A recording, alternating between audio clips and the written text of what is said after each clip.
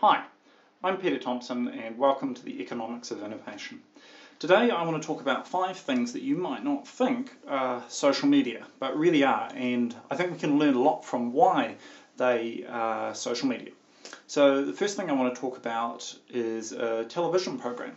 So a TV show is social media because you talk about it and you use it as part of a conversation. So the consumption of the show itself, these days you might be tweeting about the latest show of X Factor and things, but TV has actually always been a social media because as well as receiving the message, kind of one-way communication, you've always been talking about the show with your friends and with your family. So I would point to the water cooler conversation about a great show the day after the show, great mystery show, for example. You might be talking about it at the office water cooler, and that conversation is prompted by the TV show. It really makes that social media. And I think the thing that we can learn from television in terms of your business and your approach to social media is that content drives conversations, so that you need to have that core kind of grain of sand to prompt people into conversations. So in your case it might be a blog, YouTube videos, ebooks, the content that you're creating. It's got to then encourage people to go off and talk about it amongst themselves. So that's number 1. Number 2 is a book. So a book is really a form of social media because it's a media, and what makes it social is that after you've read the book, I mean, as with a TV show, you might talk about it, but more interestingly for me, you might share it. So I've got a dog-eared copy of Mitch Joel's 6 Pixels of Separation, which I highly recommend. And I've kind of scribbled notes on that, folded over pages, and most importantly, I've shared that book with other people that I've worked with or with clients. So I've lent that book out and they make their own kind of notes on it, and I encourage them to do it, and it kind of gets passed around. So that book has almost become a little talisman of that knowledge. You can find a lot of the same information on Mitch's blog or in his podcasts, but that book is a form of social media because it passes around and it has a shared knowledge element to it, and it prompts people to talk about it. Likewise, I've got a book by Mark Shaw about copywriting, and this one is social media in a slightly different way. Each time I work with a new colleague who I think could improve their copywriting, or for whom that's an area that they're kind of evolving and growing in, I'll buy them a new copy of the book. I've bought about 6 copies and given them out to people, all unopened, gift wrapped, as a present. And it's a form of social media because it prompts them to think about that topic, and it's a gift from me to them. So it's part of a conversation. Third thing is a comic strip.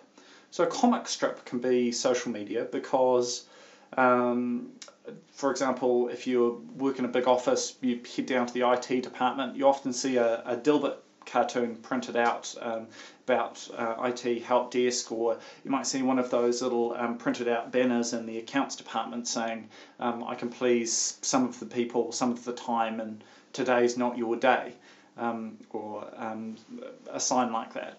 And those are social media because they're media that's been created by a creative person, so a cartoonist or some designer who's made a poster, for example, photographer with a cute kitten, whatever it is that's been printed out. What makes it social is that whoever's in that team, in that department, has decided to print it out, to cut it out, and to put it up on the pinboard or sellotape it to the wall. And that's actually an incredibly social act. It's signalling something about themselves, so from an anthropology perspective it's really interesting. I think it also communicates within their tribe, so they feel a little bit bonded by having some symbols and signs around, which is really important.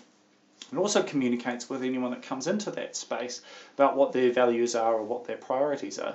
And often a lot of things that are very true can be said in jest, yet somehow they're safer in that format. So cartoons, and I think the way that you can use that in your social media is through creating visual assets that can be shared and printed out in PDFs and things. So whether it's slideshows and presentations that you upload, or infographics is probably the best example in business.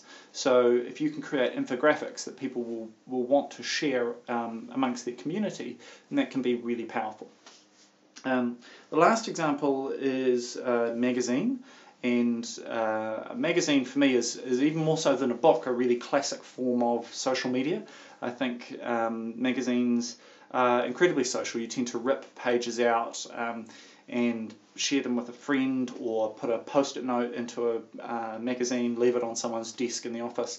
I think that's exactly the sort of social media and social content that you need to be thinking about when you're creating materials. So whether it's a white paper that you're creating or a blog post that you're writing, you've got to think, what would I have to do in this piece of content to make it easy for someone to share? So it's whether it's adding a like button on Facebook is the kind of most basic version, but I think it's more subtle than that. I think it's including action items that your audience kind of really resonate with and will want to share on with other people.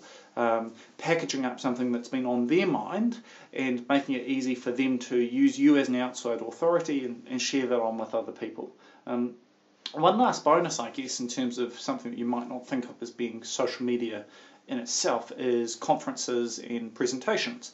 And for me, I think conferences are really a heady mix of different types of media, but in and of themselves, they are a form of social media. I think the speakers and the events provide a prompt for conversation amongst people. So the Twitter chatter before a conference, and I think the most raw example is when you're at a conference itself and you go up to someone at the bar or at the buffet and say, hey, what did you think of that last speaker?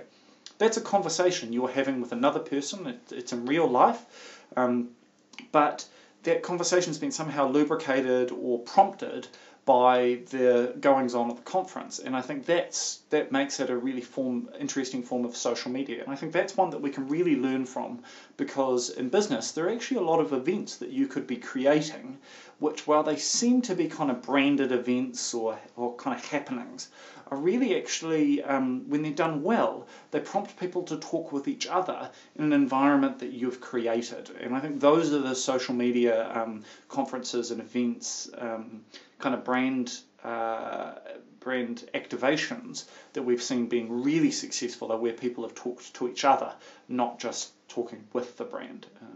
So a lot of different types of social media there, not necessarily ones you would have normally thought of as social media, less digital, but I think the human behaviours behind them are really interesting, and I think that's what we can learn from.